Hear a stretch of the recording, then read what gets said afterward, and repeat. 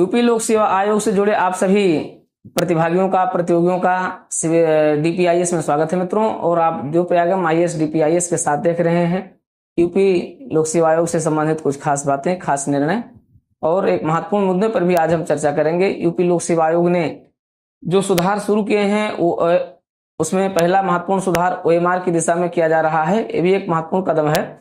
लेकिन आज चर्चा करेंगे एक नई चर्चा की, जिसमें लोअर सबऑर्डिनेट के बारे में भी कुछ चर्चाएं शुरू हुई हैं। लोअर परीक्षा आयोग से कराए जाने के बारे में भी चर्चा प्रारंभ हो गई है और इस बारे में आयोग को भी एक पहल करने की आवश्यकता है। क्या लोक सेवा आयोग भविष्य में जो लोअर सबऑर्डिनेट की परीक्षा थी क्या उसको करवाएगा? इसके बारे में भी एक नई चर्चा की शुरुआत हुई है और कुछ मुद्दे भी बताए गए हैं। कुछ इसके बारे में जो है आयोग तो नहीं, लेकिन सरकार को इस बारे में कुछ बातें बताई गई हैं, तो हो सकता है इसके बारे में भी कुछ निर्णय भविष्य में लिया जाए। इस पर भी थोड़ी सी चर्चा करेंगे कि क्या हो रहा है इस बारे में। क्या भविष्य में लोअर सबऑर्डिनेट की परीक्षा लोक सेवा आयोग से होगी? वैसे होनी चाहिए, क्योंकि अब यही समय है कि जब सरकार को इस बारे में तत्कालिक स्तर पर निर्णय लेना चाहिए और लोअर की परीक्षा को अधीनस्थ सेवा चयन आयोग से पुनः लोक सेवा आयोग को हस्तांतरित कर देना चाहिए। ये एक बहुत ही उचित समय है। इसके बारे में प्रतियोगियों को भी, जो भी प्रतियोगी छात्र हैं उनको भी इस दिशा में पहल करनी चाहिए और एक बड़ी पहल करनी चाहिए। आते हैं, शुरुआत करते हैं। सबसे पहले लोक सेवा आयोग द्वारा एक नई पहल शुरू की गई। इसका क्या प्रभाव पड़ेगा? क्या इससे परीक्षा की शुचिता प्रभावित होगी? क्या इससे परीक्षा की शुचिता पर कोई प्रभाव पड़ेगा? आयोग के इस निर्णय का क्या असर होगा? देखिए, आयोग ने एक सार्वजनिक निर्णय लिया है कि अब जो ओएमआर होगी वो 3 कलर में उपलब्ध कराई जाएगी और ये 3 कलर अलग अलग जगहों पर। इससे क्या होगा कि इसका मिलान करना आसान हो जाएगा और अगर कहीं ऐसी संदिग्ध स्थिति आती है तो उस संदिग्धता की स्थिति में तीनों प्रतियों को एक साथ मिला करके और उनकी जांच करना आसान हो जाएगा। तो ये एक निश्चित रूप से इस दिशा में, शुचिता की दिशा में उठाया गया एक महत्वपूर्ण कदम है। इसमें क्या होगा? इसमें जो एक प्रति होगी, जो मूल प्रति होगी, जो स्वयं आयोग के पास होगी, ठीक है, वो गुलाबी कलर की होगी।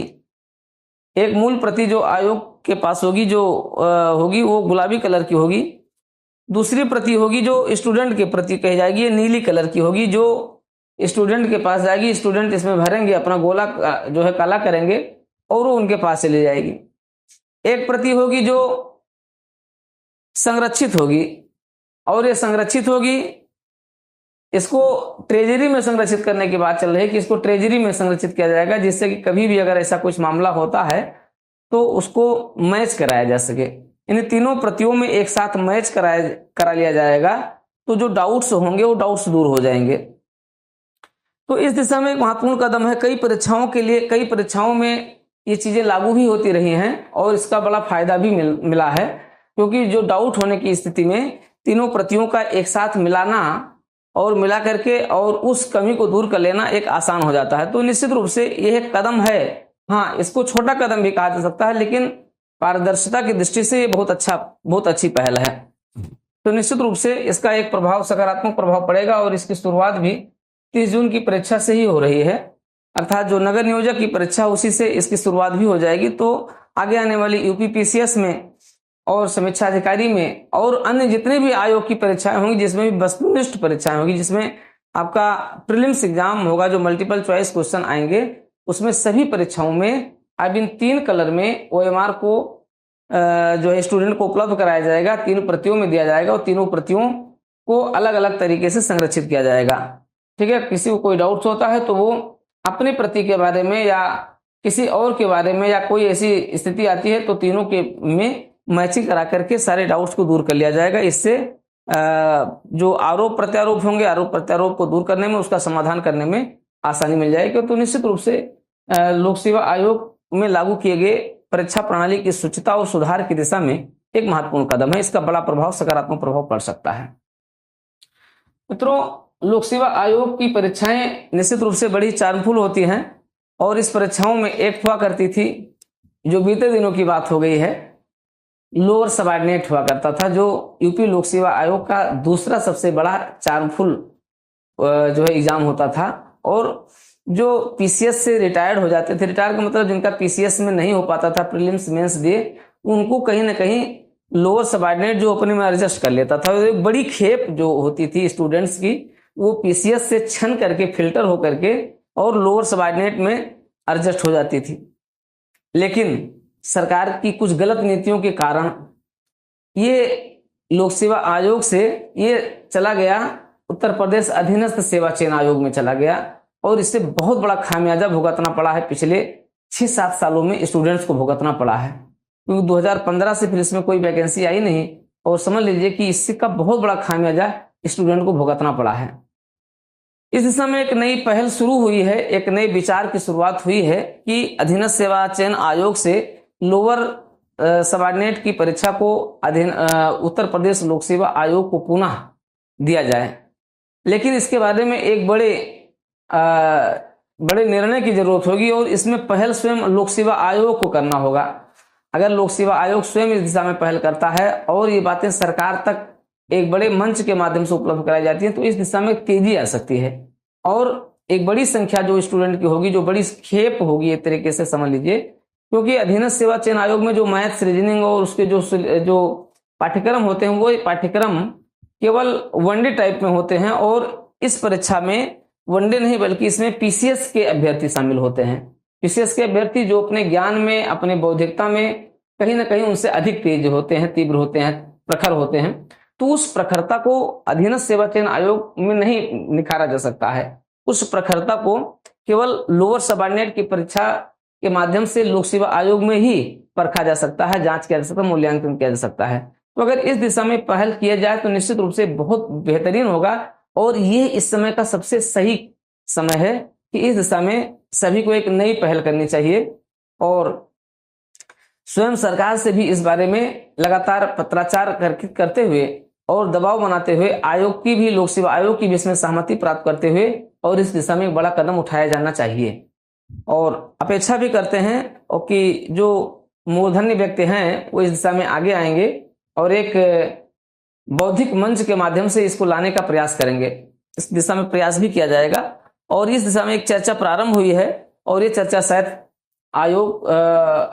शायद सरकार के पास गई भी है। हो सकता है कि इस दिशा में कुछ आगे कदम बढ़ाया जाए, लेकिन इसमें और भी आवश्यकता है।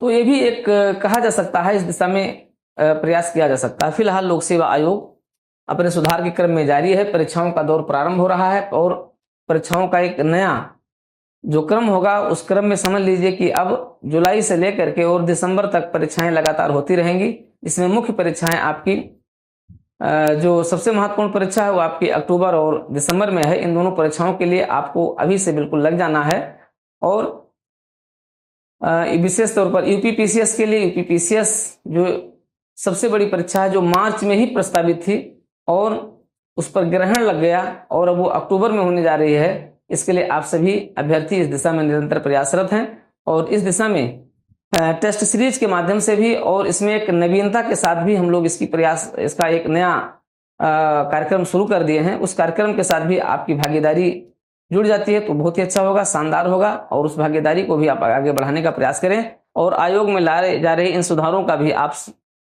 के प्रति भी आप सकारात्मक रहते हुए आप इसको एक्सेप्ट करें, और लोअर परीक्षा लोक सेवा आयोग से कराए जाने के बारे में भी आप लोग एक नई पहल को, एक नए विचार को, एक मंच को और एक सोशल मीडिया के माध्यम से इस बात को शासन तक, सरकार तक पहुंचाने का भी प्रयास करें, क्योंकि एक बहुत बड़ी पहल होगी, बहुत बड़ा कदम होगा। इस दिशा में भी पहल करने की आवश्यकता है। तो निश्चित रूप से आप सभी के सम्मिलित प्रयास से ही ये सब कुछ संभव है। सम्मिलित प्रयास से ही ये क्रम हो सकता है और एक बड़ा काम हो सकता है। अब देखिए, आप देख रहे हैं कि शासन द्वारा परीक्षा की शुचिता को बनाए रखने के लिए जो लगातार प्रयास किए जा रहे हैं, लगातार जो निर्णय लिए जा रहे हैं, कोई भी इस दिशा में महत्वपूर्ण कदम है। और स्वयं उत्तर प्रदेश सरकार द्वारा इस दिशा में एक अध्यादेश भी जारी कर दिया गया है और एक कानून भी लाया गया है, जिससे कि परीक्षा की शुचिता प्रभावित न होने पाए और परीक्षा की शुचिता को प्रभावित करने वाले लोगों को कठोर दंड भी दिया जाए। तो निश्चित रूप से सरकार इस दिशा में प्रयासरत है और सरकार के कदम की भी सराहना करनी चाहिए, लेकिन सरकार को और भी अधिक जागरूक होकर के सबसे अधिक प्रयास लोअर सबऑर्डिनेट के लिए किया जाना चाहिए। अगर वर्तमान सरकार इस दिशा में प्रयास कर देती है तो निश्चित रूप से वो एक बहुत बड़ी संख्या में अभ्यर्थियों के साथ किया जाने वाला न्याय होगा। इस न्याय के प्रति आपको सकारात्मक होकर के और लोअर सबऑर्डिनेट की परीक्षा को लोक सेवा आयोग से कराए जाने के बारे में एक बड़े वैचारिक संदर्भ को जो सरकार तक पहुंचाने की पहल करनी है। इस दिशा में पहल आप सभी बौद्धिक व्यक्तियों के द्वारा किया जाना चाहिए। हम लोग भी इस दिशा में सकारात्मक प्रयास करने जा रहे हैं। मित्रों, ये है कुछ आज महत्वपूर्ण न्यूज है। इस न्यूज को आप आगे बढ़ाएं और देखें, इसका स्वागत करें। और हम अब यूपी स्पेशल की क्लास हमारी प्रारंभ हो गई। यूपी स्पेशल की क्लास को भी आप लोग आत्मसात करें। और यूपी स्पेशल जो प्रीलिम्स, मेंस और इंटरव्यू के दृष्टिकोण से शुरू हुआ, तीनों का इंटीग्रेटेड प्रोफार्मा आपके साथ है और आप उस पर भी भागीदार होइए। और यूपी स्पेशल 5th और 6th पेपर को आप प्रीलिम्स के हिसाब से भी पढ़िए और सारी परीक्षाओं के लिए भी उसको पढ़िए। ठीक है, तो आते हैं और आगे बढ़ते हैं अपने अगली क्लास के लिए। हम फिर आपको पुनः ये सारी जानकारी देते रहेंगे।